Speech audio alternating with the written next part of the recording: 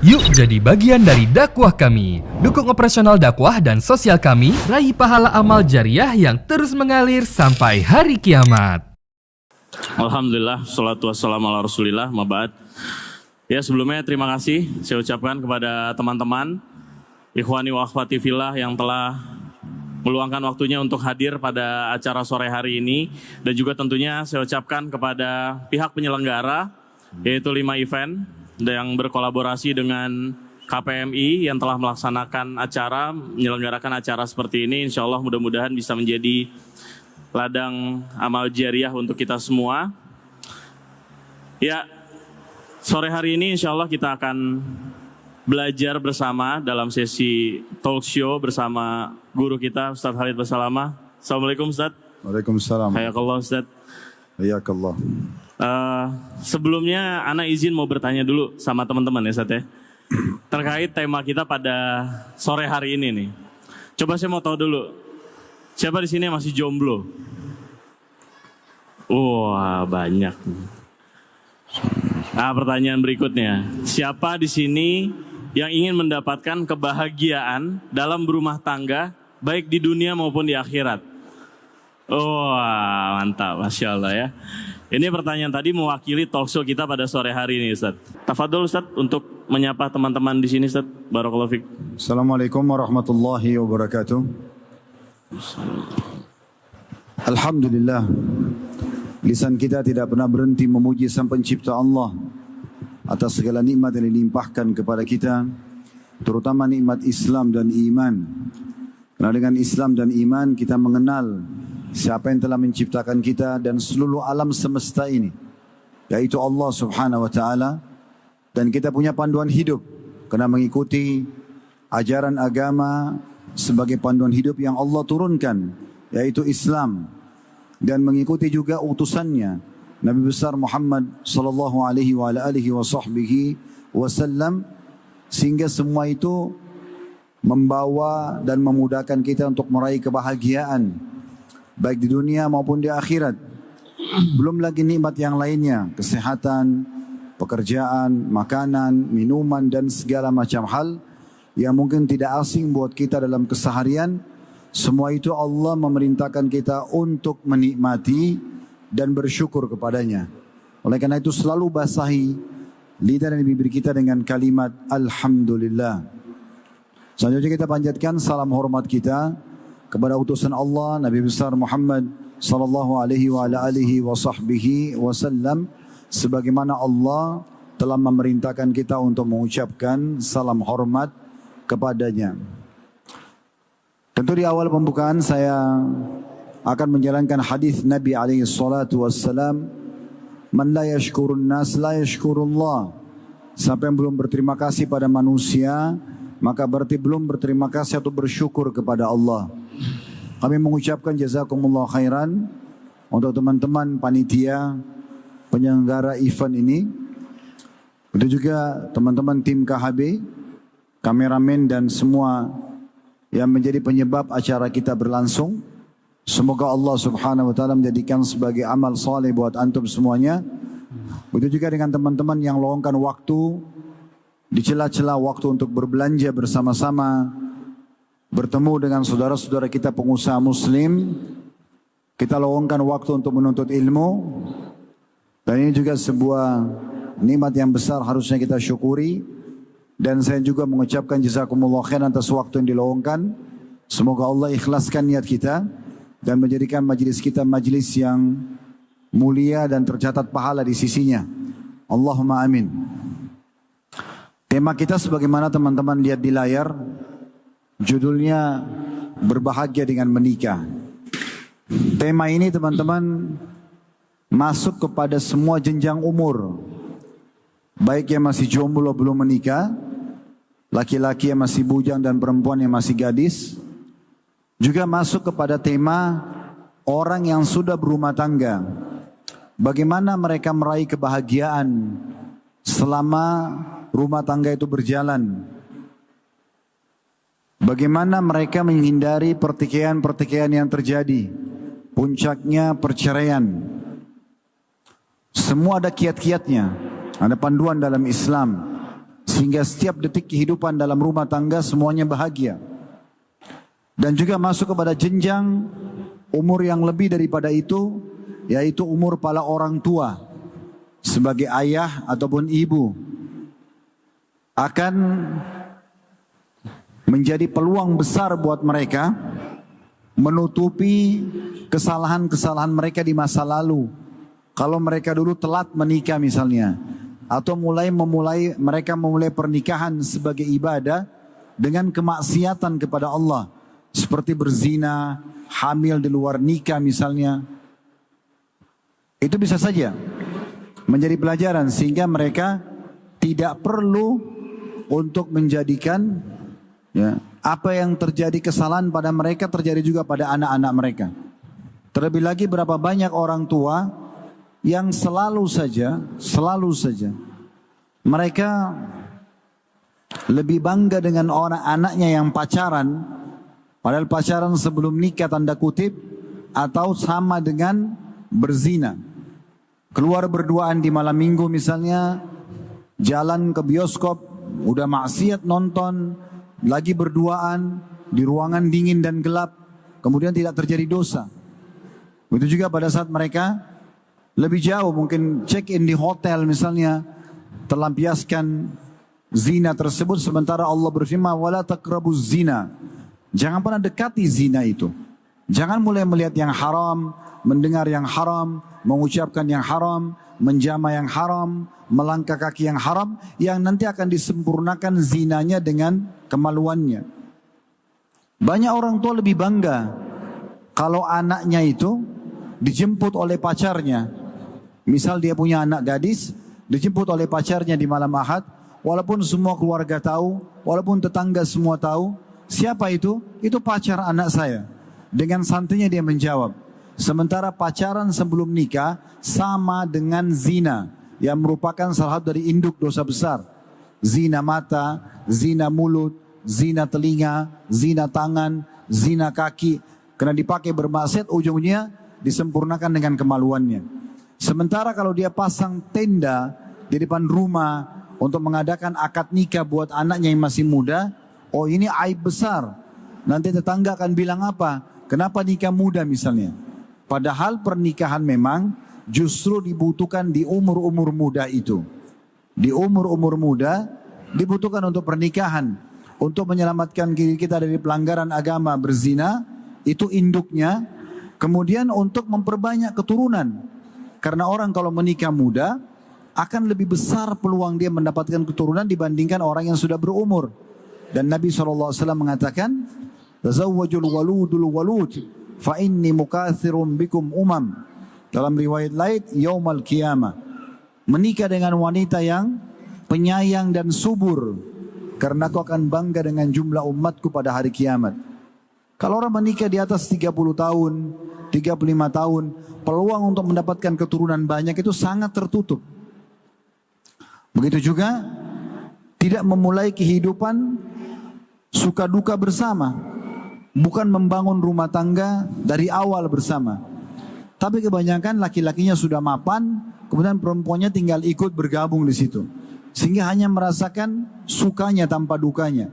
Padahal rumah tangga yang sangat bahagia, itu pada saat kita memulai bersama-sama. Kalau hanya mampu beli satu bungkus nasi uduk hari itu, makan berdua satu bungkus. Sampai nanti akhirnya kita bisa bahkan memiliki restoran atau sebuah usaha makanan. Bukan hanya sekedar memberi makan pasangan kita. Oleh karena itu teman-teman sekalian, tema kita pada sore ini dibutuhkan oleh semua jenjang umur. Jadi tidak usah berpikir, oh saya sudah berumah tangga, untuk apa saya dengarkan tentang masalah menikah. Padahal berbahagia dengan menikah, bagi mereka yang sudah menikah, tinggal bagaimana konsep bahagia itu bisa diterapkan atau didapatkan. Yang sudah tua, yang sudah berumur pun, mereka bisa terapkan pada anak-anaknya, atau mereka sudah berstatus janda ataupun duda, mereka masih bisa membangun rumah tangga baru dengan harapan-harapan baru. Itu kurang lebih dari saya, silakan. Masya Allah. Syukron Ustaz atas mukadimah yang antum sudah sampaikan. Cuma tadi di sini mungkin kita mulai mengangkat beberapa fakta yang terjadi Ustaz di negara kita tercinta ini. Tadi antum sempat singgung kenapa anak-anak muda ini nggak menikah dalam usia muda gitu. Sedangkan beberapa waktu Ana menemukan beberapa fakta, Ustaz. Ternyata selama 5 tahun terakhir, Ustaz, angka perceraian itu setiap tahunnya itu selalu naik, Ustaz. Sedangkan berbeda dengan angka pernikahan. Pernikahan itu setiap tahun selama 5 tahun terakhir itu mengalami penurunan, Ustaz. Dan di situ Anda coba menemukan, mencari gitu, kenapa alasan-alasannya. Dan ternyata di sini ada beberapa fakta-fakta yang terjadi. Seperti orang-orang ini zaman sekarang nggak mau menikah, Ustaz. Dengan alasan pertama mereka jadi terikat dalam sebuah pernikahan ini, jadi mereka nggak bisa bebas. Mereka nggak bisa bergaul, nggak bisa nongkrong-nongkrong mungkin sama teman-temannya karena harus ngurusin keluarga. Itu yang pertama. Yang kedua, mereka juga berpikir dengan menikah mereka tidak bisa melanjutkan jenjang pendidikan yang lebih tinggi. Mungkin yang ingin melanjutkan kuliah, yang kuliah mungkin ingin melanjutkan ke S2 bahkan S3. Jadi mereka berpikir dengan menikah justru itu semua terhambat. Nah, yang ketiga ini salah satunya mereka trauma, Ustaz. Traumanya ini mereka melihat banyaknya perceraian di lingkungan mereka, terutama di keluarganya, orang-orang terdekat, teman-temannya. Ditambah lagi sekarang ini di media-media kita banyak dipublikasikan artis-artis yang mungkin dalam tanda kutip menjadi idolanya mereka ini bercerai. Jadi mereka berpikir males lah gitu menikah. Dan sebelum nanti mungkin kita akan bahas gimana kita bisa mendapatkan kebahagiaan dalam rumah tangga. Ini gimana Ustadz? Dalam kondisi seperti ini antum mungkin ada tanggapan? Tafadhol Ustadz, barakallahu fiik. Yang pertama begini, jangan pernah hubungkan antara kegiatan ibadah kita dalam Islam dengan prestasi dunia. Contoh misalnya, saya mau ke masjid kalau saya sudah punya motor, karena masjidnya jauh. Atau saya mau ke masjid kalau saya sudah punya mobil. Dia hubungkan antara ibadah dengan prestasi dunia yang gak ada hubungannya sama sekali. Ada motor, tidak ada motor, ada mobil, tidak ada mobil, jalan kaki pun jadi. Dan kita selalu termotivasi setiap kali langkah lebih banyak ke masjid, lebih besar pahalanya misalnya. Gak ada hubungannya dengan prestasi itu. Kecuali memang ibadah yang dikhususkan berhubungan dengan masalah finansial. Contoh, zakat memang bagi yang mampu, haji bagi yang mampu secara finansial, itu mungkin. Tapi pernikahan tidak masuk dalam bab itu. Berapa banyak contoh dari para sahabat Nabi Ridwanullah alaihim, mereka nggak mampu, tapi mereka menikah. Cuma memang agar bisa melangkah ke sana, menjalankan sabda Nabi SAW, wa ankihul akfa'a minkum, dan menikahlah dengan orang yang sepadan dengan kalian. Sepadan. Kalau kita kondisinya belum punya pekerjaan, tapi kan kita punya kebutuhan harian. Mungkin kebutuhan kita sehari 50.000 rupiah, 100.000 rupiah misalnya, tapi kita bisa penuhi. Sekarang cari orang yang kira-kira bisa menerima keadaan kita ini dan siap bersama-sama. Kalau income cuma 100.000 per hari, artinya 3 juta per bulan misalnya, berarti dia bisa mengelola bersama-sama harta ini. Satu piring cuma bisa makan berdua, ya sudah, makan berdua misalnya. Akan ada, dan di negara kita tidak sulit untuk mencari pasangan seperti ini. Karena kita bukan negara seperti misalnya Emirat Arab, rata-rata penduduknya mereka orang mampu semuanya. Enggak. Masih banyak di perkampungan kita, ya di Indonesia alhamdulillah menyebar dan mayoritas muslim, mereka masih hidup sederhana. Bahkan di kota-kota besar aja masih banyak orang-orang yang bisa kita ajak, sebagaimana kita misalnya cuma punya income 3 juta per bulan, ada banyak akhwat kita yang memang kehidupan mereka juga seperti itu. Ada yang masih harus mengajar menjadi guru privat, di TPA, misalnya di TK, gajinya juga segitu, gitu kan. Berarti masih bisa kita sinkronkan, menikah dengan orang yang sepadan. Ini konsepnya sebenarnya. Nah, pernikahan kalau ada yang bilang misalnya, kan butuh biaya Ustaz. Betul butuh biaya. Biayanya apa? biaya sesuai dengan kemampuan antum. Karena nafkah itu yang wajib suami berikan kepada istrinya terdiri dari 5 hal: makanan, minuman, tempat tinggal, pakaian, dan transportasi. Semampu suami. Kalau suami hanya bisa kos-kosan, ya udah diajak istrinya ke kos-kosan itu. Cari wanita, minta kepada Allah Subhanahu wa taala agar diberikan wanita yang bisa sepadan dengan kita, bisa hidup di kos-kosan. Berapa banyak ikhwan dan akhwat kita menikah, mereka mulai dengan kos-kosan. Saya dulu waktu awal menikah juga begitu. Tahun 1999 saya balik dari Madinah 98, beberapa bulan kemudian saya menikah. Saya dengan istri tinggal di kos-kosan, bahkan cuma 1 petak saja. Walaupun ada rumah orang tua kami cukup besar di Makassar, saya nggak tinggal sama beliau. Coba kita mulai dari awal. Dan alhamdulillah sekarang sudah berjalan 21 tahun pernikahan itu. Step by step dari kos-kosan, pindah ke kontrakan, sampai Allah mudahkan punya tempat tinggal sendiri. Tapi kan bisa kita lalui, karena ada orang yang sepadan ini. Kan begitu. Jadi jangan dihubungkan dengan prestasi dunianya. Saya harus sarjana dulu, S1 baru saya menikah. Antum balik umur 14 tahun. Makna balik berarti sudah bisa memiliki sperma bagi laki-laki yang merupakan bibit manusia, dan perempuan berarti sudah punya produksi sel telur yang akan menampung sperma itu. Berarti mulai balik itu sudah ada potensi untuk menikah, kan begitu? Karena sudah ada bibit generasi manusia yang bisa dituangkan. Mungkin dikatakan oh masih kecil, oke lah. Kita berikan spare waktu berapa tahun setelah balik.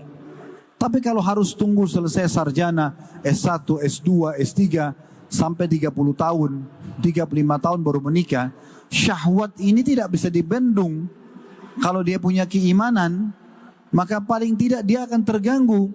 Setiap kali masih sering nonton yang tidak benar, ya masih pasti terpengaruh, masih ada komunikasi dengan lawan jenis, walaupun mungkin tidak sampai pada tingkat berzina. Kalau nggak punya iman dan ilmu, larinya ke perzinahan secara otomatis. Dan dia sudah nodai kesucian, ya, perjaka dia dengan gadis dia, dengan hal seperti itu. Dan ini berefek nanti pada biologis suami istri. Kapan memulai perzinahan sebelum akad nikah, nanti di saat sudah nikah, dia bobot daripada biologis itu berkurang. Yang tadinya 100% dia bisa kita rasakan kenikmatan akan berkurang, karena sudah pernah dirasakan sebelumnya.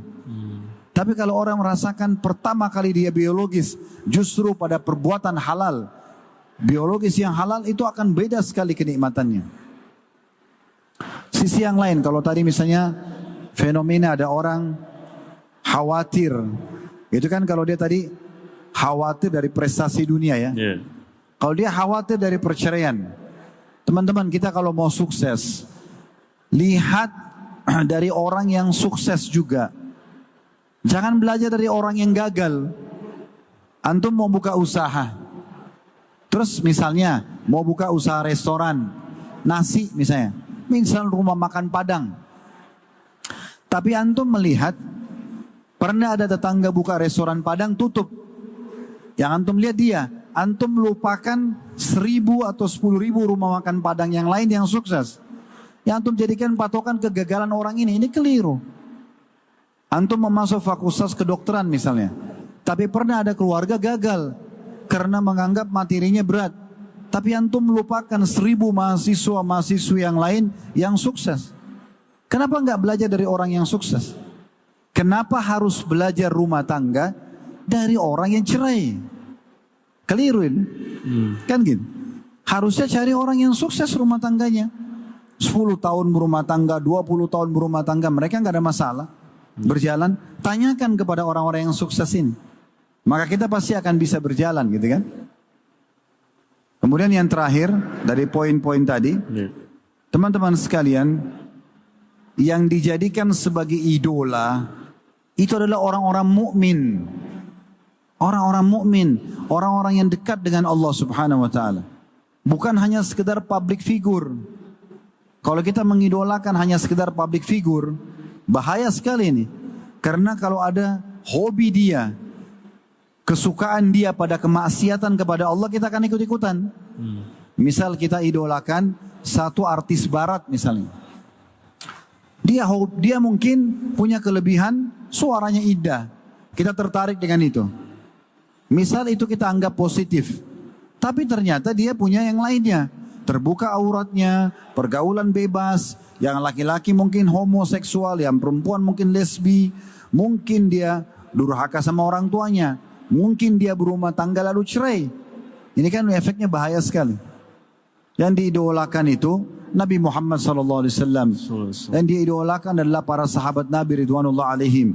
Para kaum salafus saleh, para ulama amilin yang betul-betul mengamalkan ilmunya, yang sukses. Nah itu yang jadi contoh. Iya, tonton. Baik Ustaz. Nah ini juga ada beberapa, bisa dikatakan ini stigma Ustaz, dalam rumah tangga, terutama di awal-awal ketika orang membangun rumah tangga Ustaz. Ada yang bilang begini, rumah tangga itu di tahun-tahun pertama itu sulit Ustaz. Dan mereka berpendapat katanya menikah itu membuka pintu rezeki.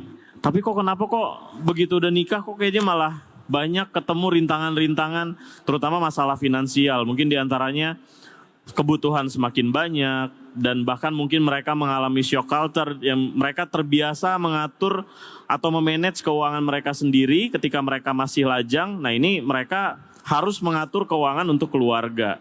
Dan mereka menganggap, wah kayaknya menikah ini berat gitu Ustaz. Bahkan sempat Ana juga pernah dengar, dibilang pernikahan itu 5 tahun pertama itu berat. Lewat dari 5 tahun aman, nggak bakal ada masalah apa-apa. Nah itu gimana tuh Ustaz? Tafadhol Ustaz. Sebelum saya jawab ini, tadi ada yang tersisa kayaknya. Ada juga tadi statement awal, mereka tidak mau menikah karena khawatir sulit untuk lanjut, tidak bisa bebas. Iya, betul Ustaz. Ini pemahaman yang keliru ya. Saya masih belum bisa menangkap dengan akal sehat saya, kalau ada orang lebih memilih nongkrong sama temannya daripada pasangan hidupnya. Sama istri sama suami bisa cengkrama, bisa biologis, sama teman bisa apa? Cuma makan doang kan? Kenapa kita lebih memikirkan, oh kalau saya menikah nanti saya jadi nggak bebas. Bebas apa dulu nih tanda kutip? Apa yang dimaksud dengan bebas? Saya merasa setelah saya menikah, saya makin bebas. Kalau karena saya makin bebas mengatur dan memanage rumah tangga saya makin bisa memanage pekerjaan saya. Saya udah tahu nih, istri saya butuh begini, baik itu finansial, waktu, perhatian. Saya juga tahu, pekerjaan saya butuh ini, finansial, waktu dan juga perhatian. Maka saya bisa memanage lebih rapi. Saya lebih bebas mengatur itu dibandingkan bujang ataupun gadis. Apa kata para salafus saleh? Bujang itu dalam kondisi tidak punya pasangan ibarat seperti angin yang berada di padang pasir yang luas, tidak jelas arahnya. Dan bagaimana Abdullah bin Mas'ud radhiyallahu anhu mengatakan, kalau seandainya umurku sisa 10 hari saja, 10 hari saja, setelah 10 hari aku akan meninggal, maka aku tidak akan lewatkan satu malam pun kecuali bersama dengan seorang pasangan yang halal. Dan kata Nabi SAW dalam hadis yang lain, apa saja bisa dianggap sia-sia kecuali 3 hal. Salah satu dari 3 hal ini adalah cengkeramanya suami istri. Antum kalau duduk nongkrong sama teman-teman, ngobrol kosong, itu bisa dinilai dosa. Karena membuang-buang waktu, tidak ada manfaatnya. Begadang tanpa uzur syar'i. Imam Abu Dawud menyebutkan dalam kitab sunannya, bab nahi anis samr, larangan begadang kalau tanpa uzur. Itu banyak hadisnya. Kalau takziah, kalau jihad, kalau nuntut ilmu beda. Tapi kalau omong kosong nggak ada. Cuman kalau duduk sama istri atau sama suami, biar omong kosong. Cuma bercanda doang. Bercanda, cengkrama, saling memuji, biologis, ciuman, segala macam. Dari malam sampai pagi nggak dosa. Pahala semua. Kan aneh kalau ada orang menganggap, saya setelah menikah saya tidak leluasa. Bagaimana bisa dia berpikir lebih enak sama teman-teman daripada pasangan? Kan nggak masuk akal. Benar nggak ini yang bujang-bujang ini? Benar. Terutama tadi yang banyak nunjuk masih pada jomblo tuh Ustaz. Tidak ada orang pungkiri kalau duduk sama pasangan. Kenapa orang pacaran? Karena dia merasa kebutuhannya ada untuk natap lawan jenisnya, untuk ngobrol, untuk sentuh, untuk ciuman. Puncaknya meletakkan kemaluan di kemaluan. Baik, Islam datang, menikah, lakukan pada pasangan halalmu. Bisa safar sama-sama, bisa tidur sama-sama, biologis, mau hamil, tidak malu di tengah masyarakat. Punya anak banyak pun jadi amal jariah. Bahkan kata Nabi SAW, fi bidi ahadikum sadaqah. Di kemaluan kalian ada pahala yang besar.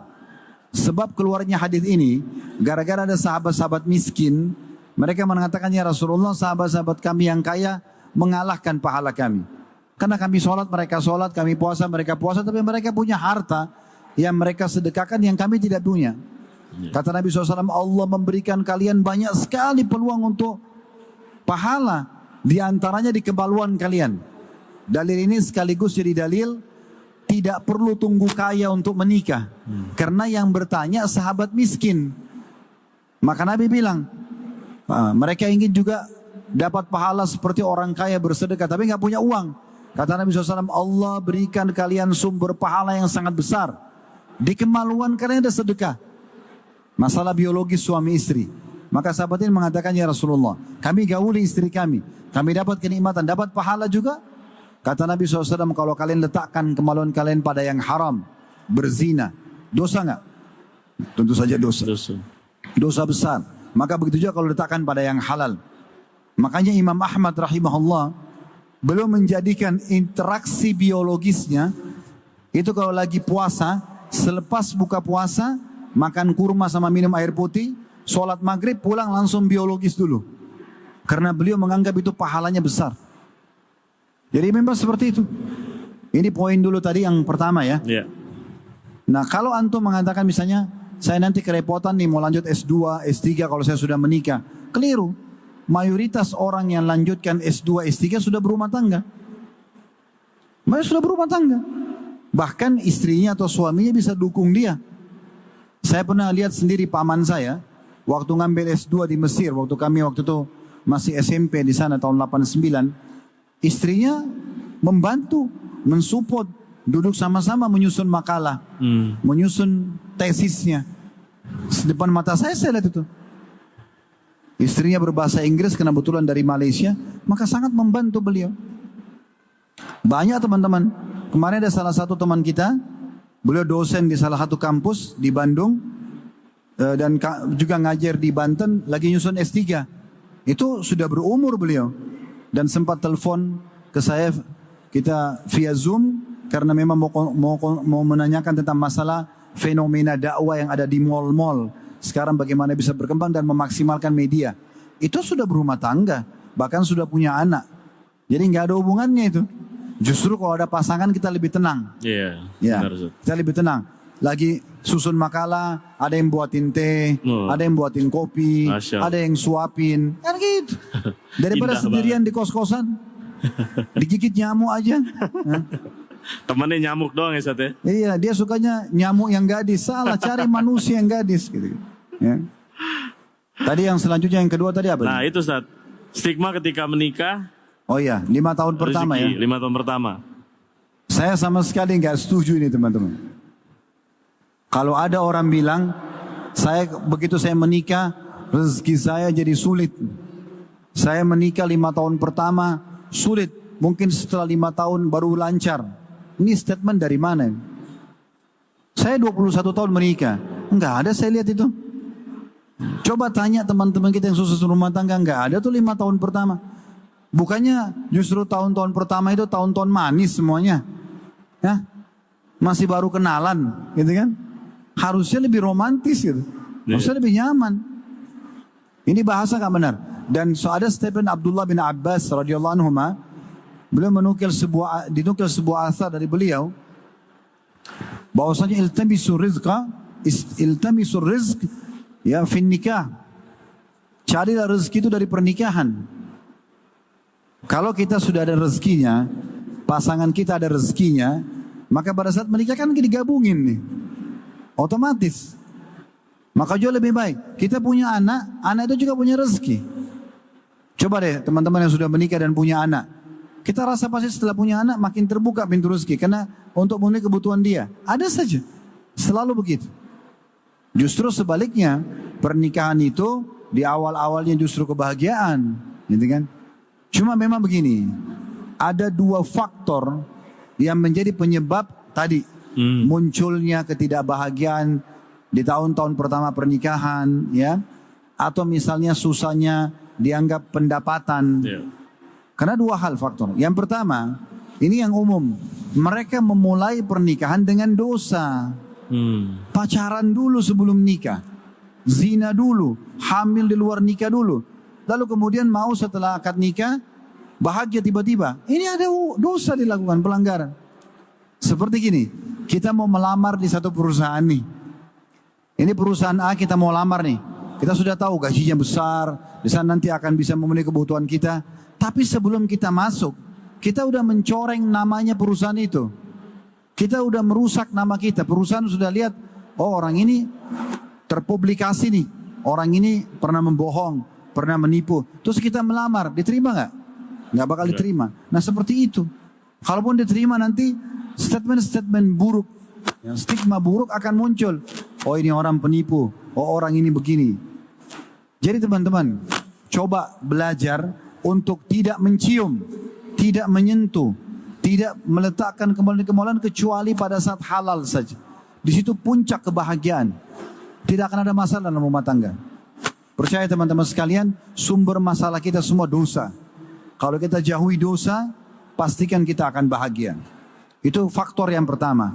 Karena mereka mulai rumah tangga dengan dosa. Nggak bisa. Mungkin ada yang bilang begini, Ustaz, nanti ingatkan saya faktor kedua ya. Iya, Ustaz. Mungkin ada yang bilang begini, Ustaz kalau saya tidak pacaran, saya bagaimana caranya kenal dia? Ya? Fahami poin ini teman-teman sekalian. Ta'aruf atau kenalan yang sebenarnya justru selepas akad nikah. Pacaran itu semuanya manipulasi, penipuan. Pada saat orang pacaran, itu menipu sebenarnya. Karena dia coba berpenampilan yang bagus terus, bertutur kata bagus yang terus, memaafkan terus. Kan begitu-begitu poinnya. Setelah menikah baru ketahuan berapa banyak orang pacaran 10 tahun, 2 bulan nikah cerai. Jadi statement yang mengatakan, oh saya kalau tidak pacaran saya tidak kenal dia. Kenal dari mana? Justru setelah akad nikah, sampai salah satunya meninggal, itu ta'arufnya sedang berjalan. Kita lagi saling kenal satu sama yang lain. Pernah lihat gak? Ada kakek-kakek sama nenek-nenek sudah lama berumah tangga masih bertengkar. Pernah lihat gak? Hah? Kenapa? Karena masih ta'aruf itu. Itu masih proses kenalan. Karena yang satu karakternya keras, yang satu minta pasangannya berubah. Tapi karena tidak mau berubah, jadi ribut. Itu konsep ta'aruf. Jangan heran setelah 10 tahun berumah tangga, misal kita jalan nih, tinggal Jakarta suami istri. Satu waktu kita pergi misalnya ke Medan. Tiba di Medan atau tiba di Makassar misalnya.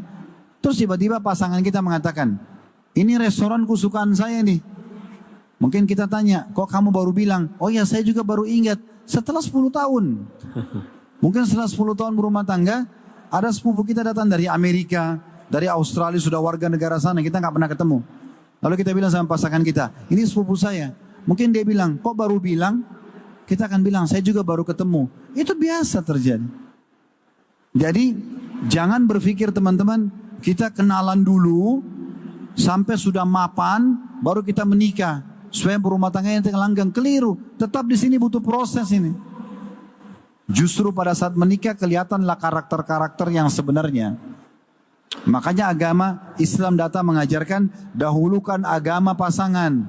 Karena kalau orang kenal Tuhannya, dia akan memberi hak Tuhannya, dia akan mudah memberikan hak makhluk. Nah itu poin. Ya. Jadi sekali lagi, orang kalau menikah, itulah dari awal akad nikah sampai salah satunya meninggal, proses ta'aruf sedang berjalan. Pengenalan karakter gitu kan. Kadang-kadang kita salah, diingatkan oleh pasangan, kita minta maaf. Dia memaafkan, kadang-kadang dia salah, kita maafkan. Kita minta maaf, dia salah, kita memaafkan, dia minta maaf. itu akan terus terjadi. Adaptasi, dia dari suku A, kita dari suku B, adaptasi keluarga, kenalan sama ipar, kenalan sama mertua, keluarga dengan keluarga, kita pindah lingkungan, adaptasi lagi dengan lingkungan, ada anak, adaptasi dengan anak, itu begitu. Jadi sebenarnya begitu akad nikah sampai salah satu meninggal, itu proses ta'aruf sedang berjalan. Nah, di sini saya tambahkan poin juga, bagi yang sudah berumah tangga, bagaimana caranya supaya saya bisa bahagia? Poinnya sederhana. Saya bahasakan sama istri saya pada saat nikah, saya sama kamu ini ibarat pegawai. Saya pegawai, kamu juga pegawai. Di satu perusahaan namanya rumah tangga. Rumah tangga ini ada pemiliknya, ada ownernya. Itu adalah Allah Subhanahu wa ta'ala. Saya jalankan apa yang ditugaskan kepada saya, diwajibkan kepada saya, kamu juga jalankan sesuai yang ditugaskan kepadamu, maka kita sama-sama akan dapat gaji nanti, dapat pahala. Dan sumber kebahagiaan setelah menikah, kalau menjadikan Islam sebagai rujukannya. Bukan ego, bukan hati nurani, tidak. Kalau salah satu lagi cekcok nih, gimana caranya? Kembali kepada Islam. Yang Islam anggap benar, berarti dia benar. Selesai itu patokannya. Yang salah minta maaf, yang benar memaafkan. Selalu buka lembaran baru. Nah seperti itu. Baik, itu faktor pertama yang paling banyak membuat rumah tangga di awal pernikahan, bahkan mungkin sampai akhir pernikahan, tidak ada kebahagiaan. Karena memulainya dengan kemaksiatan. Yang kedua, memang tidak menerapkan Islam, tidak menerapkan panduan Islam dalam rumah tangganya.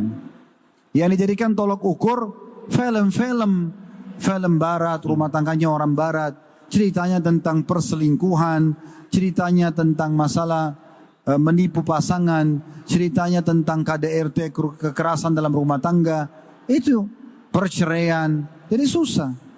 Coba kalau antum jadikan patokan panduannya rumah tangga Rasulullah, rumah tangga Abu Bakar, rumah tangga Umar, rumah tangga orang-orang saleh, pasti juga antum akan bahagia.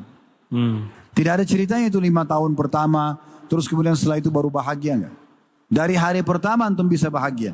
Selama tidak memulai pernikahan dengan kemaksiatan, dan yang kedua adalah jadikan Islam sebagai panduan dalam rumah tangga, aman. Masya Allah. Ustaz, ini kita udah mulai masuk ke inti sebetulnya gimana sih mendapatkan kebahagiaan di dalam sebuah rumah tangga, Ustaz. Karena seringkali juga kebahagiaan ini selalu disandingkan dengan kebutuhan yang tercukupi, rezeki yang berlimpah. Sedangkan mungkin ada sudut pandang lain yang sebetulnya secara kebahagiaan dalam rumah tangga itu lebih dari itu, Ustaz. Mungkin boleh dijelaskan, Ustaz. Bahagia dengan rumah tangga ini sebetulnya seperti apa, Ustaz? Tafadhol, Ustaz. Jangan pernah kurung sekali lagi. Istilah bahagia itu dengan finansial. Kalau antum patokannya bahagia itu adalah kalau saya punya uang banyak, kalau saya punya mobil mewah, saya punya rumah mewah, saya bahagia, ini keliru. Keliru. Karena berapa banyak orang yang rumahnya gubuk, mungkin jalan kaki, transportasi umum bahagia. Berapa banyak orang yang kaya, tapi tidak bahagia. Saya temukan banyak sekali jemaah kita, kasus-kasus lapangan masalah rumah tangga. Mereka kaya raya, tapi rumah tangganya 2-3 bulan cerai. 1 tahun cerai. Tidak ada yang kurang. Mobil mewah, rumahnya di komplek paling lux, pekerjaannya luar biasa. Bahkan suami istri karir lagi dua-duanya. Cerai. Karena bukan finansial. Bukan. Kebahagiaan bukan di situ teman-teman sekalian. Tapi ketenangan jiwa yang didapatkan dari apa? Keikhlasan antum dalam menjalankan rumah tangga, itu pertama. Bagaimana kita memang menjalankan ini karena ini adalah perintah agama. Siapapun di sini yang menikah atau yang akan menikah, ya, yang sudah menikah atau yang akan menikah, kalau dulu niatnya menikah karena disuruh oleh orang tua, atau karena hanya suka, atau karena faktor umur, atau karena misalnya nggak enak sama teman-teman karena teman-teman semua sudah menikah, detik ini di ruangan ini ubah niatnya. Ya nanti masih gadis dan bujang mau menikah, jangan pernah ini niatnya. Jangan niat karena suruhan orang tua, jangan karena suka, jangan karena faktor ekonomi, jangan karena faktor politik, karena keamanan, jangan karena misalnya faktor umur, nggak ada. Faktor cuma satu, karena ini adalah ibadah. Karena ini adalah ibadah.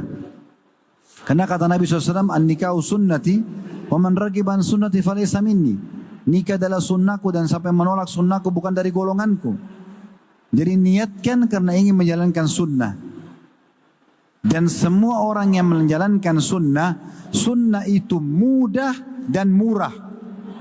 Kalau sesuai dengan sunnah, mudah dan murah.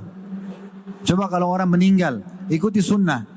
2 lembar kain kafan, masukkan ke kuburan, gundukan tanah, selesai. Coba kalau tidak ikuti sunnah, macam-macam. Lawan sunnah itu akan berat dan mahal. Menikah sesuai dengan sunnah, udah saksi 2, walinya perempuan, dan kata Nabi SAW untuk maharnya, aktsaruhunna baraka akaluhunna mahra. Wanita yang paling banyak berkahnya yang paling sederhana maharnya. Berarti kan makin sederhana. Dan kata Nabi SAW kepada Jabir, aulim walau bisyad, iklankan pernikahanmu walaupun dengan seekor domba. Domba 2-3 juta dapat, gitu kan? Udah bisa kita rayakan pernikahan itu. Jadi kalau ikuti sunnah itu mudah dan murah. Begitulah Islam mudah itu. Jadi yang pertama, kalau mau bahagia rumah tangganya, maka yang harus dilalui adalah keikhlasan itu dulu. Lakukan pernikahan karena Allah SWT. Yang kedua teman-teman sekalian, ini saya ulangi poin tadi. Jadikan Islam sebagai rujukan utama rumah tangga. Kalau suami punya pendapat, istri punya pendapat, kembalikan kedua pendapat ini kepada Allah dan Rasulnya. Ya. Farudduhu ilallahi wa rasuli, kata Allah dalam Al-Quran. Kembalikan kepada Allah dan Rasulnya. Sehingga yang menilai nanti Islam yang benar pendapat suami atau pendapat istri. Islam mengatakan suami yang benar. Suami memaafkan istrinya, istri minta maaf. Pegangi Islam itu. Ini harus Islam. Nggak bisa enggak. Yang ketiga, jauhi semua pelanggaran agama dalam rumah tangga. Jangan buka pintu maksiat. Jangan nonton film porno dalam rumah tangga. Suami istri sama-sama lalu nonton film porno. Laki-laki lihat aurat perempuan selain istrinya. Istrinya lihat aurat laki-laki selain suaminya.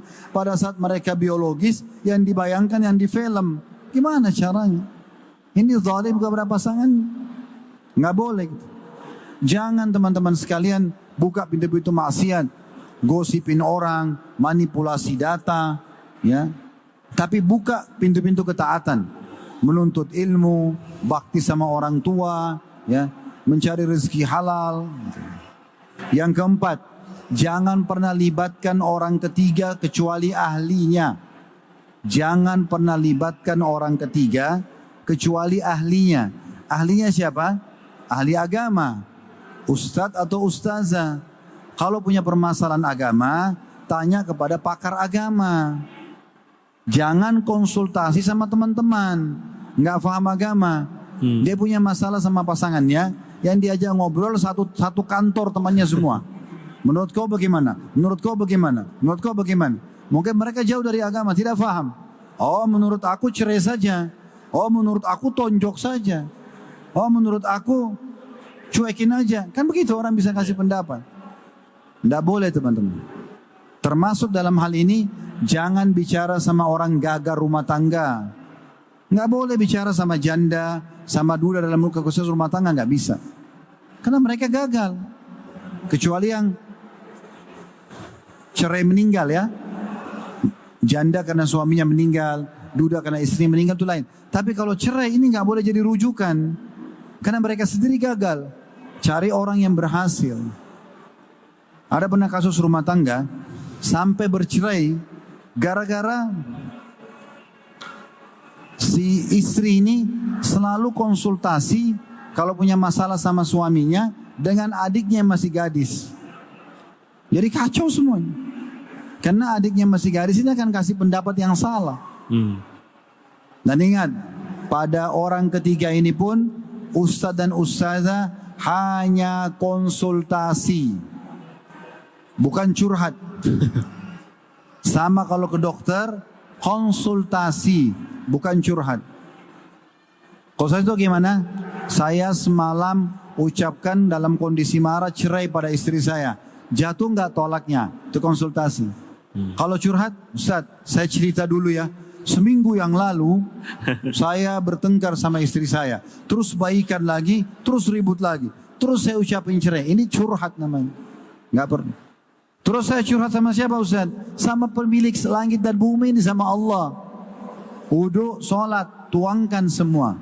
Ya Allah, kalau permasalahan rumah tangga saya ini disebabkan dosa saya, maafkan saya. Kalau kena pasangan saya, maafkan dia. Satukan kami di atas kebahagiaan. Nah gitu. Yang terakhir, yang kelima, selalu berdoa. Rabbana hablana min azwajina wa dhurriyyatina qurrata ayun waj'alna lil muttaqina imama. Bagi yang belum menikah baca ini, yang sudah menikah baca ini, bagi yang sudah punya anak juga baca ini. Ya Allah, jadikanlah pasangan-pasangan hidup kami, anak keturunan kami, penyejuk mata kami, dan jadikanlah kami pemimpin orang-orang yang beriman. Ini artinya kita minta agar mereka selalu menyenangkan kita. Nah seperti itu. Masya Allah. Nah ini mungkin ada tips Ustaz dari antum.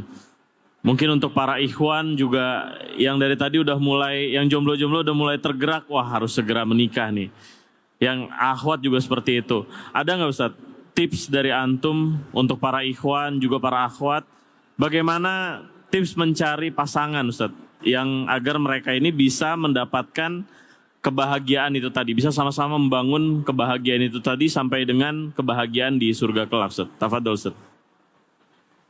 Dalam hal ini ya, dalam pertanyaan ini kita dahulukan agama. Calon pasangan. Karena Nabi SAW bersabda kepada para laki-laki, tunkahul mar'atu li arba'ah. Wanita umumnya dinikahi karena 4 hal. Li jamaliha karena kecantikannya, wali hasabiha karena keturunannya, wali maliha karena hartanya, wali diniha karena agamanya, fadfar bidzatid din, taribat yadak. Dahulukan yang beragama, hidupmu akan tenang. Berarti agama dulu. Di mana tempatnya? Di majelis ta'lim dan masjid. Itu tempatnya mereka. Kemudian juga bagi perempuan sama. Sabda Nabi SAW kepada seluruh wanita muslimah dan walinya ayahnya. Idza ja'akum man tardawna dina wa khuluquhu fazawwiju. Kalau datang kepada kalian yang kalian ridhoi agama dan akhlaknya, terima lamarannya. Wahai para wanita, datang laki-laki yang kalian lihat baik akhlaknya dan agamanya, terima. In lam taf'alu takun fitnatun fasadun kabir. Kalau kalian tidak lakukan akan terjadi kerusakan di muka bumi. Kata para ulama hadis, kerusakannya adalah perceraian atau KDRT, kekerasan dalam rumah tangga, itu akan terjadi. Jadi tolongnya agama dulu. Ikhwan yang masih bujang, akhwat yang masih yang masih gadis, mau nikah, dahulukan agama calon pasangan. Itu dulu. Nanti dilengkapkan dengan konsep-konsep yang lain. Ya. Jadi yang pertama agamanya, yang kedua nazar syar'i. Melihat sesuatu dari fisik calon pasangan yang menarik buat kita. Dan Islam membolehkan wajah dan telapak tangan. Wajah mewakili kepala sampai ke perut. Telapak tangan mewakili ke perut sampai ke kaki. Cukup. Enggak usah bilang saya mau lihat rambutnya akhwat, suruh buka jilbabnya, mau lihat lehernya, mau lihat dadanya, ini semua omong kosong. Syaitan, enggak boleh diikutin. Nazar syar'i. Kata Nabi SAW, lihatlah sesuatu yang menarik dari calon pasanganmu. Ya. Lah perempuan juga begitu, dia lihat yang calon yang paling dia fokus adalah ke wajahnya, karena yang sering interaksi wajah, gitu kan. Baru kemudian datang setelah itu fisiknya. Yang jelas kita nazar syar'i, dan ingat nazar syar'i nggak boleh berdua-duaan, nggak boleh khalwat. Kata Nabi SAW, kalau laki-laki dan perempuan berdua, yang ketiganya syaitan, harus ada walinya si wanita, ya, atau ditemani sama orang keluarganya dan rame-rame. Yang ketiga, kenali keluarganya.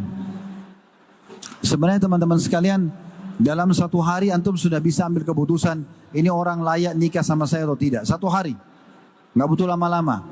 Asal sudah lihat agamanya oke, Ya, kemudian yang kedua, yang saya lihat dari fisiknya, para suaminya fisik ini sudah cocok buat saya. Dan yang ketiga, kita dahulukan melihat keluarganya. Kalau dari keluarga ayah, ayah itu calon ayah, calon istri, atau ayah calon suami. Ini akan menurunkan fisik kepada anak cucu kita. Makanya pernah ada sahabat, dia sama istrinya berkulit, seingat saya agak terang ya, mungkin putih, anaknya lahir berbeda kulitnya. Suaminya keluh kepada Nabi, ya Rasulullah, ini gimana nih?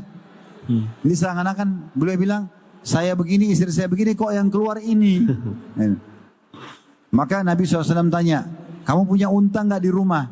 Dia bilang ada ya Rasulullah. Baik, jantan sama betina, warnanya apa?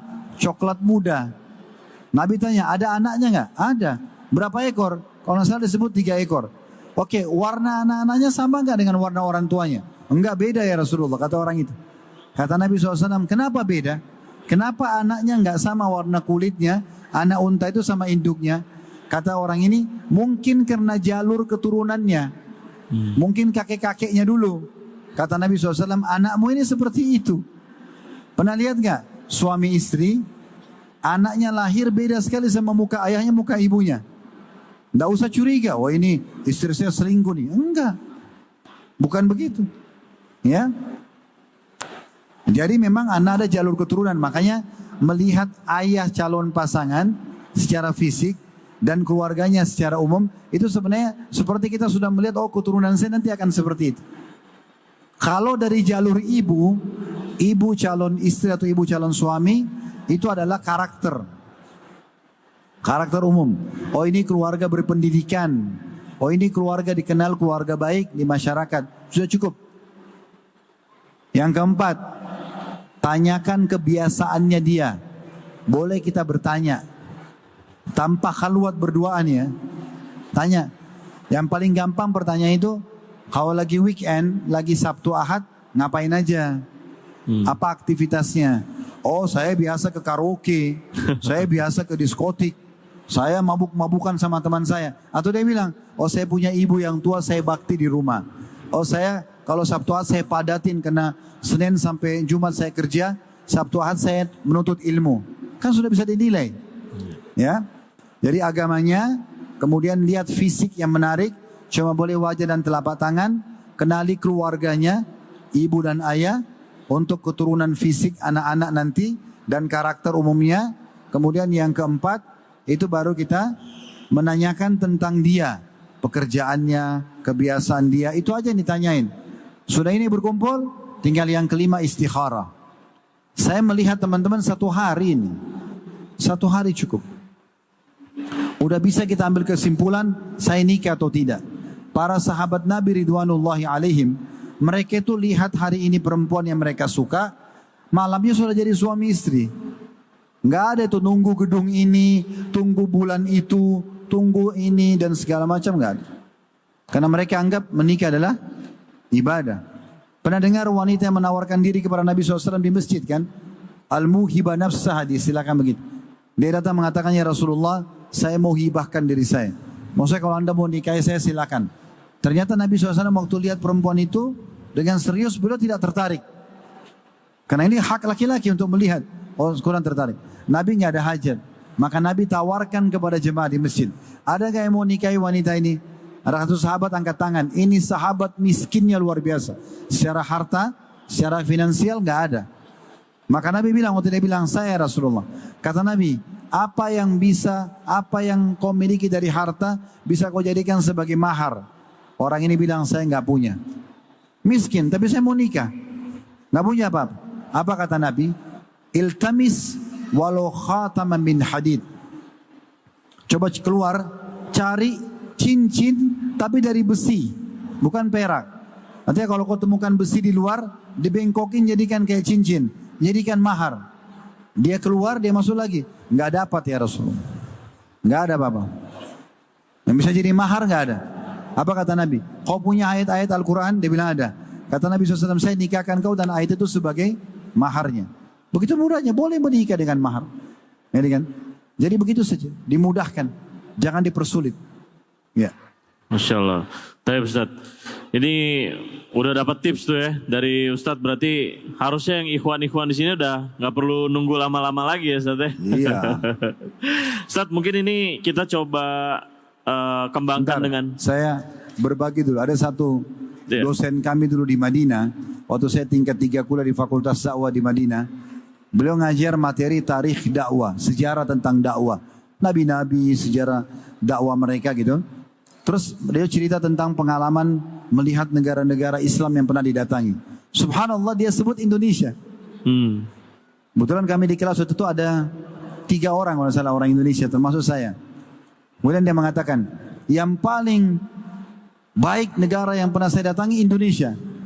Karena di Indonesia mudah sekali menikah. Dia bilang gitu. Sehingga pintu dosa tertutup. Pernikahan mudah, pernikahan murah. Begitu bahasanya. Masya Allah. Dan ternyata ini benar teman-teman sekalian. Bukankah antum menikah di Indonesia dengan perangkat alat sholat? Quran, cincin 5 gram. Saya waktu ke Jordan kemarin, bukan kemarin maksudnya ini waktu lalu ya. Kisah ini sebelum pandemi mungkin 2-3 tahun. Saya bawa jemaah umrah plus Aqsa dengan Uhud Tour. Pas tiba di Jordan, kami ke kota Petra. 7 keajaiban dunia.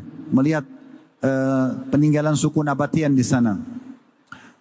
Pada saat itu saya lihat ada satu anak muda dari Jordan.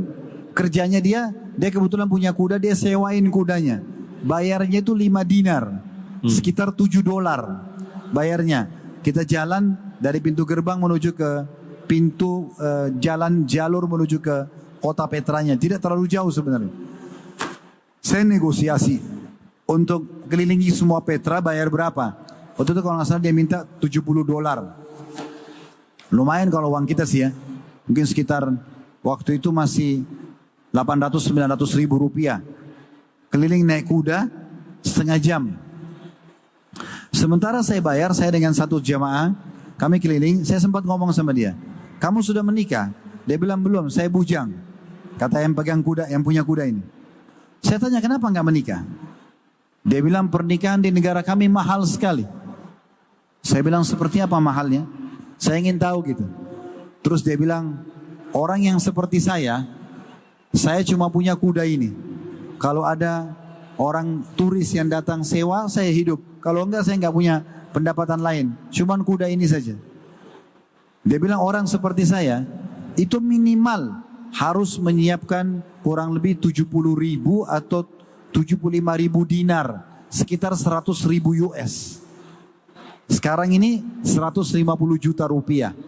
Itu orang yang paling miskin di Jordan untuk menikah. 150 juta ini mungkin sudah pernikahan pejabat kita gitu. Ya. Antum bisa menikah, datang ke satu perkampungan, datang ke pesantren, imam masjid, saya muslim, saya mau nikah, saya cuma punya uang sekian, bisa dimudahkan. Gitu kan? Jadi jangan persulit pernikahan itu.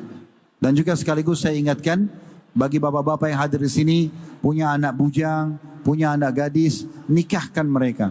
Jangan hubungkan antara prestasi dunia, mereka harus sarjana dulu, mereka harus kerja dulu baru menikah. Karena fitnah di luar sana sangat besar. Apa susahnya kita menambah satu piring untuk anak mantu kita di rumah, tapi anak kita aman dibandingkan kita biarkan dia bebas bergaul di luar sana, sehingga kita pun sebagai orang tua menanggung dosanya.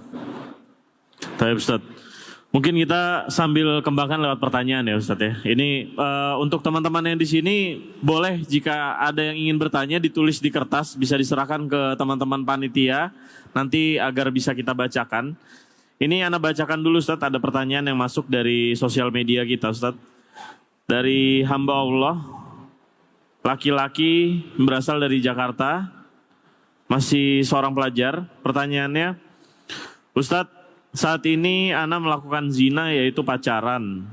Tapi Ana ingin bertaubat kepada Allah.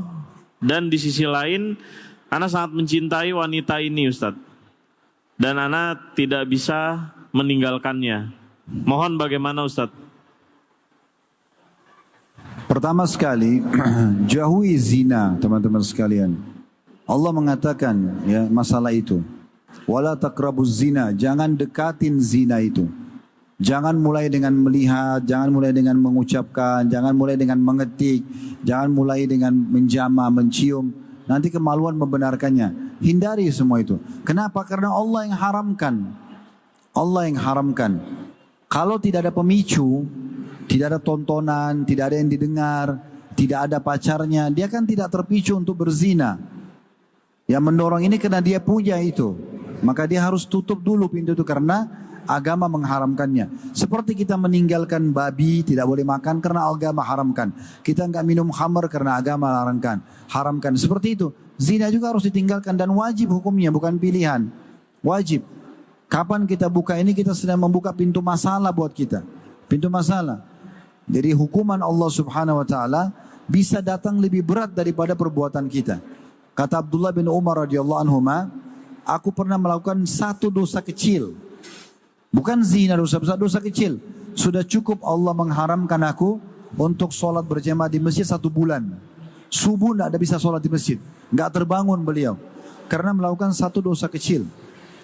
Oleh karena itu ditinggalkan. Tinggal sekarang pertanyaannya, saya menyukainya. Kan rasa suka muncul karena interaksi tadi kan? Yeah. Orang kalau interaksi, tatapan mata, saling ucapan, saling memuji, memegang, memeluk, mencium, ini suka nanti. Otomatis ya. Maka bagaimana caranya? Batasin dulu itu. Suka boleh saja. Tapi katakan, ini agama haramkan. Saya kalau dekat sama kamu nanti malah dari dosa. Kalau Allah mudahkan kita berjodoh, kita akan menikah. Tapi kita harus tutup ini. Dan kita minta sama Allah subhanahu wa ta'ala agar Allah jadikan kita sebagai jodoh. Nah setelah itu komitmen, jaga jarak. Supaya jangan terbuka pintu dosa itu. Bisa saja teman-teman, dengan kita meninggalkan perbuatan dosa itu memang Allah jadikan sebagai jodohnya. Begitu. Ya. Banyak sekali kisah berhubungan dengan masalah ini. Bagaimana mereka meninggalkan perzinahan, dua-duanya karena takut sama Allah, akhirnya Allah jadikan jodohnya. Menikah akhirnya. Dan berapa banyak orang karena alasan suka, mereka berzina, sudah saling suka, akhirnya karena zina itu Allah buat keluarga mereka dua-duanya bersikukuh tidak mau menikahkan.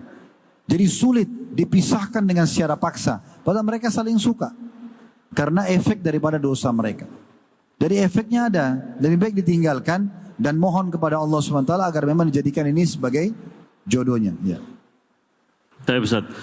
Pertanyaan berikutnya Ustaz dari teman kita salah satu yang ada di sini. Assalamualaikum warahmatullahi wabarakatuh. Perkenalkan, nama saya Reza. Saya ingin bertanya Ustaz, bagaimana jika saya menikah tanpa restu orang tua bagi orang khususnya untuk laki-laki? Selain itu karena orang tua saya masih cenderung menjadikan prestasi dunia sebagai patokan. Lalu bagaimana saya harus memberitahu mereka agar mereka masih mau menerimanya? Tafadhol Ustaz. Pertama berdoa. Umar bin Khattab berkata radhiyallahu anhu, saya pernah berselisih pendapat dengan Bilal dalam masalah harta rampasan perang Persia. Waktu itu Umar bin Khattab berharap tidak semuanya dibagi kepada mujahidin, apa yang sudah direbut di Persia, tapi diajak kerjasama dengan penduduk setempat. Bilal enggak setuju. Maka Umar bin Khattab mengatakan, aku menjadikan doaku di malam hari, maksudnya doa di sholat malam, itu untuk mencari titik temu atau melunakkan hatinya Bilal. Maka Umar bin Khattab pun berdoa di malam hari. Esok harinya Bilal memberitakan kalau hatinya sudah bisa menerima pendapat Umar. Jadi berdoa, minta kepada Allah SWT agar Allah jadikan apa yang kita harapkan itu bisa. Allah lunakkan hati orang tua. Saya ingin berbagi sebuah kisah di Yaman. Ini kisah nyata terjadi di Yaman. Ada satu anak muda, bujang, dia buta, matanya buta. Tapi Masya Allah, Allah mudahkan dia hafal Quran 30 juz. Maka dia bilang sama orang tuanya, waktu dia sudah berumur kalau tidak salah 20 tahun atau 19 tahun. Dia bilang, ayah saya mau menikah. Kata ayahnya, nak siapa yang mau sama kamu? Pengangguran, tidak punya ijazah formal, gitu kan? Buta matanya. Betul kamu hafal Quran? Karena mendengar jawaban orang tuanya, dia merasa seakan-akan orang tuanya tidak memberikan harapan kepada dia. Maka yang terjadi dia berdoa. Di ceritanya itu dia katakan, saya berdoa selama sebulan. Selalu minta, ya Allah, buktikanlah lunakkanlah hati kedua orang tua saya agar saya bisa menikah. Dan mudahkan saya untuk mendapatkan istri yang terbaik. Orang yang paling cantik, orang yang paling kaya, orang yang paling berwibawa. Maksudnya keluarganya baik, bagus jalur nasabnya. Dia berdoa terus. Subhanallah, setelah sebulan dia berdoa, ini kisah nyata ya. Setelah sebulan dia berdoa, maka tiba-tiba saja dia bermimpi. Dalam mimpinya itu dia dengarkan suara, engkau akan menikah dengan Fulana binti Fulan. Disebutkan nama perempuan itu, nama orang tuanya, dan dia tinggal di kota seberang ini. Maksudnya ada kota selain kotanya dia. Itu akan jadi jodohmu. Allah terima doanya dan Allah akan jadikan perempuan itu sebagai jodohnya. Maka keesokan harinya, pada saat dia bangun, dia bilang sama ayahnya, ayah, ada enggak kota namanya kota ini di negeri Yaman ini? Kata ayahnya, ada. Itu kota di seberang kota kita. Setelah kota kita itu, kayak misalnya Jakarta itu Depok gitu. Maka kata anak laki-laki ini, apakah di sana ada seseorang tokoh masyarakat yang bernama Fulan, namanya ayahnya si perempuan ini? Katanya ada, itu orang paling kaya di kota sana. Kata anak yang buta ini, apakah dia punya anak bernama Fulana, nama perempuan? Kata ayahnya ada, itu terkenal paling cantik ya. Maka kata anaknya yang buta ini, ayah lamarkan buat saya. Kata ayahnya, nak, kamu sudah gila. Ini perempuan paling cantik, perempuan paling pintar, berwibawa jalur nasabnya sangat tinggi, ayahnya tokoh masyarakat, orang kaya raya. Kita siapa gitu? Kata dia, ayah, saya mimpi semalam. Anda tahu dari mana saya tahu nama kota itu? Saya kan tidak pernah tahu. Kata ayahnya, tidak, dari mimpi saya. Anda tahu dari mana saya tahu namanya ayahnya perempuan itu? Ayah bilang tidak, dari mimpi saya. Anda tahu dari mana saya tahu namanya perempuan itu? Katanya tidak, dari mimpi saya. Dan dalam mimpi saya, setelah sebulan saya berdoa agar diberikan jodoh, maka yang datang hasil mimpi itu. Katanya, baiklah kalau gitu, kita coba melamar, tapi ini kita sedang mempertaruhkan nama baik keluarga kita. 90% kita ditolak nih. Karena perempuan ini terkenal, sudah banyak yang lamar tapi selalu ditolak nih. Hingga cerita mereka pergilah ke kota itu, minta izin ketemulah sama keluarga itu, disambut sama orang kaya yang sedang dituju. Setelah memperkenalkan diri segala macam, ayah, anak laki-laki yang buta ini mengatakan, ini anak saya namanya Fulan, dia buta matanya, dia tidak punya kerjaan, cuma tinggal di rumah bersama kami, tapi alhamdulillah dia hafal Quran 30 juz. Kami ada niat baik datang sini dan kami terus terang mempertaruhkan nama keluarga kami. Kami khawatir tertolak. Dia ingin sekali melamar anak Anda. Yang luar biasanya, tiba-tiba ayahnya si anak perempuan ini bilang, saya terima lamarannya. Maka si ayah laki-laki yang buta ini bilang, kok bisa Anda terima lamaran anak saya? Enggak ada ijazah formal, enggak ada pekerjaan, buta matanya. Kata ayahnya apa? Saya semalam mimpi, kalau hari ini akan datang seseorang yang melamar anakmu bernama Fulan dari kota ini. Dan nama anakmu yang disebut. Dan dari kota yang kamu berasal. Oleh karena itu saya yakin dengan mimpi saya. Kata ayahnya si perempuan ini. Cuma dia bilang, saya belum cerita sama anak saya. Saya akan tanya dulu anak saya. Ditanya anak perempuannya. Ayahnya mulai merayu dengan baik. Nah, ini ada orang dari kampung sebelah bernama Fulan bin Fulan, dari keluarga baik-baik, tapi dia tidak punya ijazah formal. Dia juga bukan orang yang sempurna secara fisik karena buta. Tapi dia hafal Quran. Maka tiba-tiba kaget ayahnya ini karena si perempuan mengatakan, terima lamarannya ayah. Loh kok bisa? Selama ini kau nolak orang. Orang-orang kaya, orang tampan kamu tolak. Kenapa ini orang buta, ya cacat, kemudian orang miskin kamu mau terima? Kata anak perempuan itu apa? Saya semalam mimpi ayah, bahwasanya hari ini akan datang jodohmu yang terbaik ya, yang bernama Fulan bin Fulan dari kampung sebelah. Maka karena itu diterima lamarannya. Dan dia menikah dengan wanita terbaik padahal dia cacat secara fisik. Jadi berdoa agar Allah lunakkan hati ayah dan ibu antum si penanya ini. Itu dulu yang pertama. Yang kedua, siapkan ya jawaban-jawaban praktis dan selalu berhubungan dengan agama. Misalnya, pasti ayah atau ibu akan tanya, kenapa kau mau nikah cepat nak? Kan butuh jawaban. Jawabannya gak usah bertele-tele, praktis. Saya takut berzina. Saya kadang-kadang kalau di sekolah ada lawan jenis, saya takut terjerumus. Kalau saya buat zina kan ayah sama ibu juga bisa tanggung dosanya. Sementara menikah sunnah. Jawaban praktis. Ditanya lagi, kira-kira nanti kau akan hidupi istrimu dari mana? Kan saya wajib memberikan nafkah harian. Ya, laki-laki itu hanya wajib memberikan nafkah harian, bukan bulanan ya. Jadi kalau ada suami memberikan istrinya dari awal bulan untuk 1 bulan ke depan, itu kebaikan yang luar biasa. Karena kalau di pertengahan bulan sang suami meninggal, berarti dia sudah memberikan lebih nafkah 2 minggu ke depan. Yang wajib per hari. Per hari. Saya wajib memberikan per hari. Dan saya tinggal tambah 1 porsi makan buat istri saya. Tapi saya aman. Gitu kan? Kemudian juga sentuh ya sisi keorangtuaan mereka. Saya karena menghormati ayah dan ibu, maka saya sengaja minta izin baik-baik.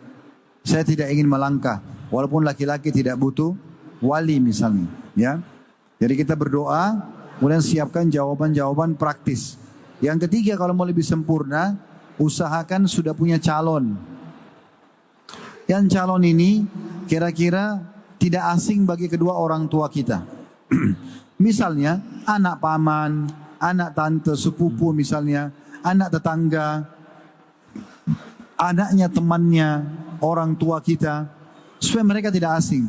Ada anaknya si fulan ayah, ada anaknya paman ini, anaknya tante ini. Mungkin bisa ditanyakan, kalau mereka terima alhamdulillah. Nah begitu. Kemudian berikan yang terakhir janji, saya tidak akan susahkan orang tua. Saya tidak akan susahkan. Saya akan berusaha menafkahi diri saya dan istri saya juga. Insya Allah dengan itu Allah mudahkan. Masya Allah. Baik. Ini sepertinya suami-suami di sini baik-baik ya Ustadz ya. Karena di Indonesia ini rata-rata kasih nafkah bulanan Ustadz. Oh iya. Itu berarti sudah buat kebaikan luar biasa. Masya Allah. Baik Ustadz. Namanya Fahmi Ustadz. Umur saya 33 tahun. Ini terkait bahagia dengan menikah Ustadz. Saya bahagia dengan pernikahan yang sekarang. Tapi saya yakin akan lebih bahagia lagi jika diizinkan poligami Ustaz.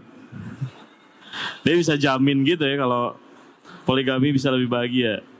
Apa kiat-kiat supaya saya bisa sukses menjalani poligami Ustaz? Tafadhol Ustaz. Saya balik bertanya dulu kepada penanya ini. Apa alasan antum mengatakan antum lebih bahagia dengan poligami? Apa tolak ukurnya? Kan kalau bahagia itu berarti sudah mencoba baru bahagia kan? Sekarang saya sudah sukses dalam usaha saya bahagia. Yeah. Saya sudah sukses kan gitu. Sudah sukses baru saya bahagia. Sekarang belum mencobanya. Itu dulu.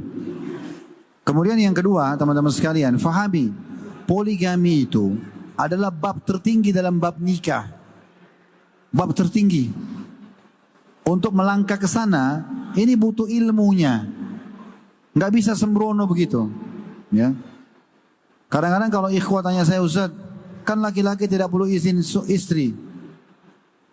Saya mau poligami saja. Saya tanya balik, antum ini mau poligami jangka pendek atau jangka panjang? Kok bisa Ustaz? Iya. Kalau jangka pendek, suka seorang wanita daripada zina menikah, tapi tanpa istri pertama tahu. Ini jadi masalah ini. Ini seperti akan menjadi bom waktu setiap saat.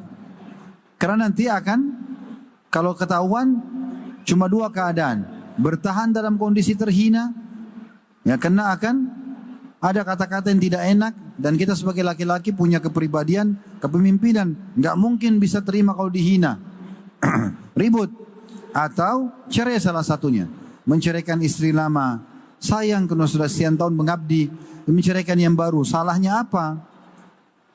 Atau melangkah dengan poligami yang sehat. Bagaimana caranya? Ini harus sama-sama rangkul pasangan. Punya ilmunya dulu. Dalami ilmu agama bersama-sama. Kuatkan secara keimanan. Baru kemudian kita melangkah ke sana sambil memohon kepada Allah Subhanahu wa ta'ala. Kalau dua-duanya sudah mapan secara keimanan, maka insya Allah dengan sendirinya Allah mudahkan. Apalagi kalau dia sudah sering berdoa kepada Allah agar dimudahkan. Saya sebagai seorang praktisi poligami, yang saya lakukan saya sering berdoa sama Allah. Ya Allah mudahkanlah poligami itu dengan caranya Allah. Maka Allah betul mudahkan dengan caranya, bukan dengan cara saya. Allah yang punya cara dengan itu.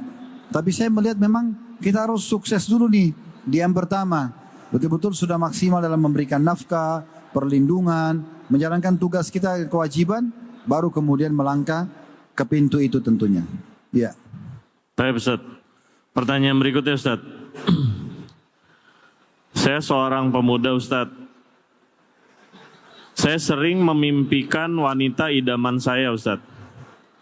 Apakah itu satu pertanda bahwa dia adalah jodoh saya? Coba diulangi. Jadi pemuda ini mengidolakan seseorang wanita. Nah dia sering tiap tidur suka mimpiin wanita itu Ustaz. Apakah itu satu petanda bahwa itu karena adalah dia jodoh? bayangin terus. Makanya dia mimpi. Nggak usah dibayangin yang belum jadi milik. Ya. Jadi nggak bisa kita jadikan patokan. Sekarang kalau antum suka lihat seorang artis Korea misalnya, terus antum hanya mimpi dia, apakah itu pertanda dia jodoh antum? Enggak. Kan? Itu bahaya sekali itu, karena nanti kalau kapan dia nikah sama orang lain antum kecewa. Jangan begitu poinnya. Makanya dalam Islam disuruh gudul basar, turunkan pandangan mata. Salah satu hikmahnya itu supaya kita tidak membayangkan yang aneh-aneh gitu. Ya. Kalau kita sudah mau menikah, suka dengan seseorang, sampaikan. Tapi dengan cara syar'i. Saya suka Anda, saya mau menikah. Bagaimana saya bisa ketemu walinya? Gentle sebagai laki-laki, datang temuin, ungkapin. Ya begitu. Saya Ustaz. Pertanyaan berikutnya Ustaz. Pertanyaan dari seorang laki-laki Ustaz. Ustaz mohon tipsnya bagaimana agar saya bisa membahagiakan seorang istri. Karena istri saya suka dikit-dikit ngambek Ustaz. Ini istri yang suka ngambek dari syaitan. Suami yang suka tersinggung dari syaitan. Nggak boleh. Kenapa ngambek-ngambekan? Orang menikah untuk bahagia, bukan untuk bertengkar. Apalagi sampai berantem. Sebentar lempar-lemparan sendal, lemparan sepatu, memar mukanya. Ini sekalian aja beli ring tinju nih. Hah? Sekalian tinju-tinjuan. Orang menikah itu untuk bahagia. Supaya kita punya teman untuk bercengkrama. Teman romantisan. Kan untuk bahagia. Orang duduk, ngobrol, ciuman, pelukan biologis. Diskusi tentang masalah rumah tangga. Pendidikan anak. Makan sama-sama. Kan untuk bahagia. Kenapa harus ngambek-ngambek? Gitu kan? Nggak usah ngambek. Makanya Nabi SAW wasiatkan kepada seorang anak muda yang datang. Ya Rasulullah, wasiatkan saya. Maksudnya supaya saya bahagia dunia akhirat. Kata Nabi, la taghdab. Jangan kau ngambekan. Nggak boleh emosional. Apalagi ya Rasulullah, la taghdab. Jangan kau emosional. Apalagi ya Rasulullah, 3 kali la taghdab. Dalam riwayat lain, Nabi SAW datangi seseorang yang lagi marah. Nabi mengatakan, la taghdab walakal jannah. Jangan kau marah, emosional bagimu surga. Coba bayangin. Enggak usah marah. Mudah marahnya cepat tua nanti. Berkerut-kerut mukanya jadi jelek. Orang itu biar tampan dan cantik, kalau emosional jadi jelek. Tapi kalau orang suka ceria, walaupun dia biasa aja paras wajahnya, jadi tampan, jadi cantik. Jadi enggak usah ngambekan. Ini untuk para istri dan suami. Jangan bangun rumah tangga di atas pondasi emosional, egoisme. Ini nggak boleh, kecurigaan, nggak boleh semuanya. Kita harus betul-betul berikan kepercayaan full pada pasangan kita. Kita harus betul-betul juga ya memberikan yang terbaik buat pasangan kita. Ya, kita juga harus mengalah di waktu pada saat kita dibutuhkan, kita mengalah, memaafkan pada saat memaafkan, menasihati pada saat dibutuhkan untuk menasehatin. Ya. Baik.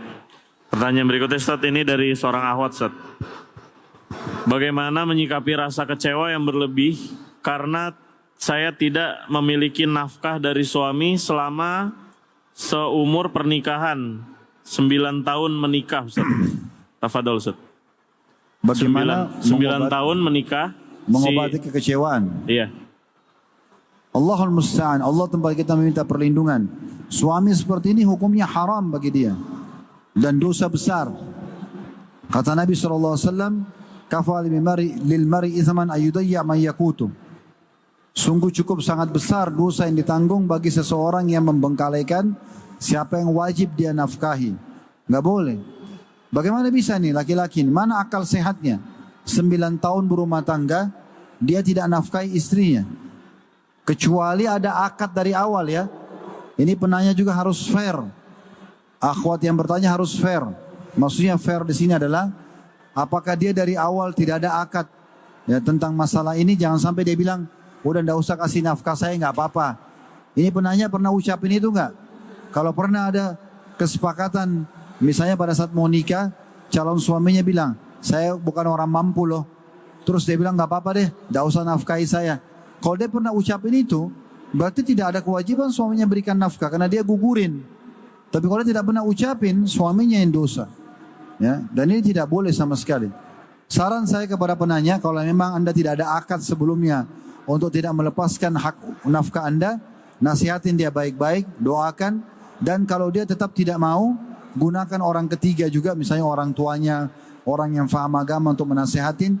Kalau ini haram dalam Islam, tidak boleh tidak memberikan nafkah. Dan nafkah itu berputar tadi saya bilang di makanan, minuman, pakaian, tempat tinggal dan transportasi semampu suami.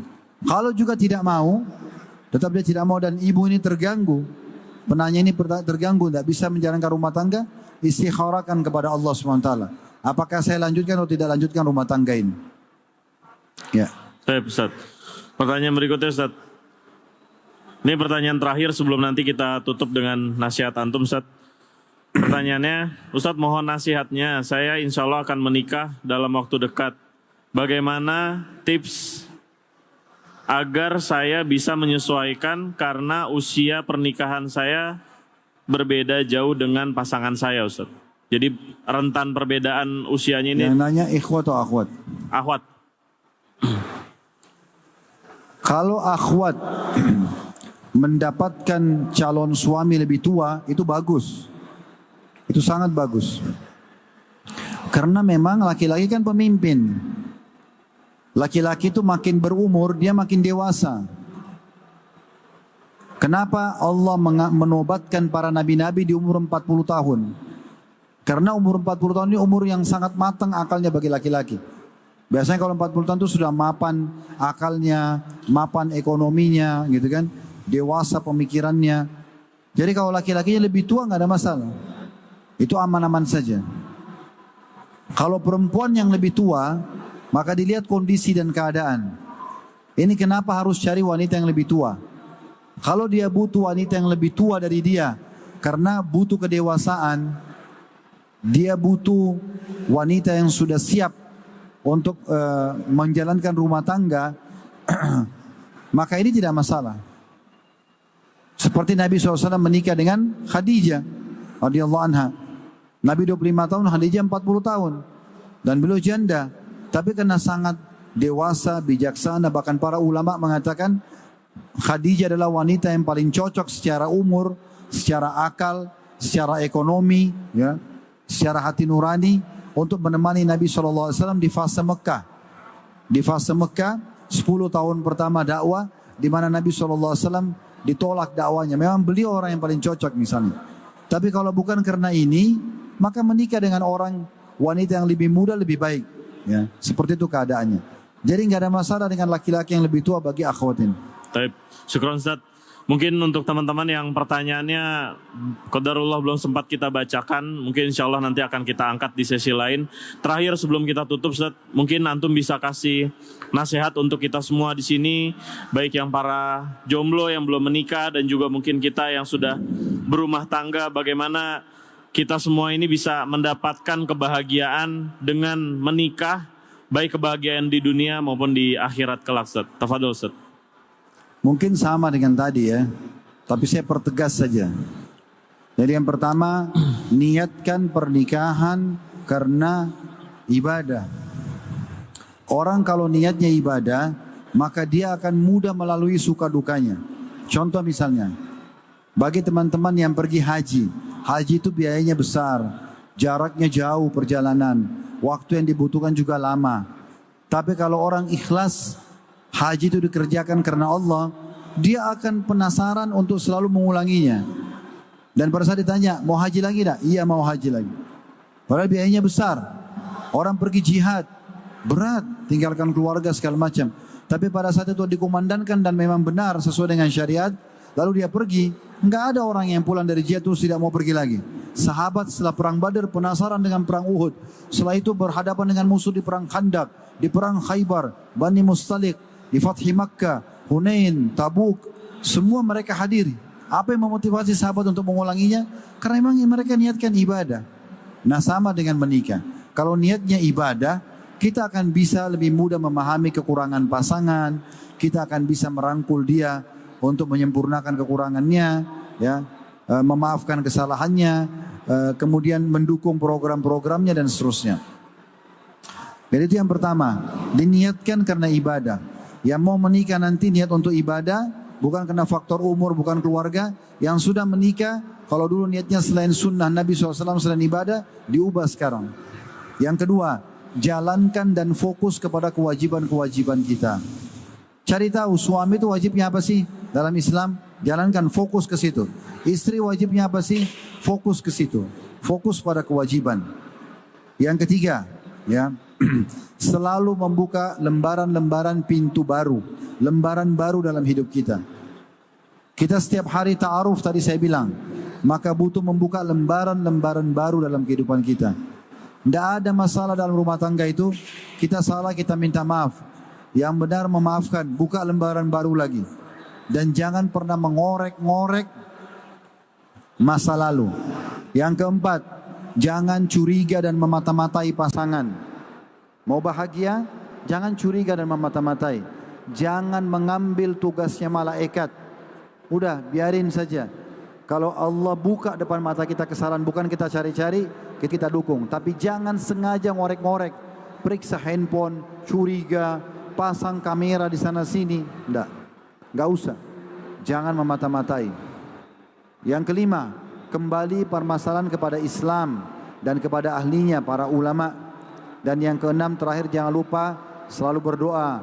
Rabbana hablana min azwajina wa dhurriyyatina qurrata ayun waj'alna lil muttaqina imama. Ya Allah, jadikan pasangan-pasangan kami, anak-anak kami penyejuk mata kami. Semoga Allah Subhanahu wa taala di hari Jumat yang mulia ini, apalagi kita selepas solat asar, di waktu asar ini waktu mustajab doa, Allah kabulkan semua hajat kita dunia akhirat. Amin. Allah berikan kita sempurna. Amin. Yang belum menikah semoga dimudahkan jodoh yang terbaik. Yang sudah menikah semoga dibahagiakan dan dilanggengkan rumah tangganya. Yang sudah punya keturunan dikaruniai anak-anak yang soleh dan soleha.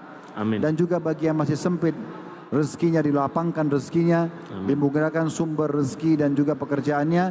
Yang punya penyakit semoga diangkat, dan apapun hajat-hajat dunia dan hajat akhirat semoga Allah kabulkan semuanya.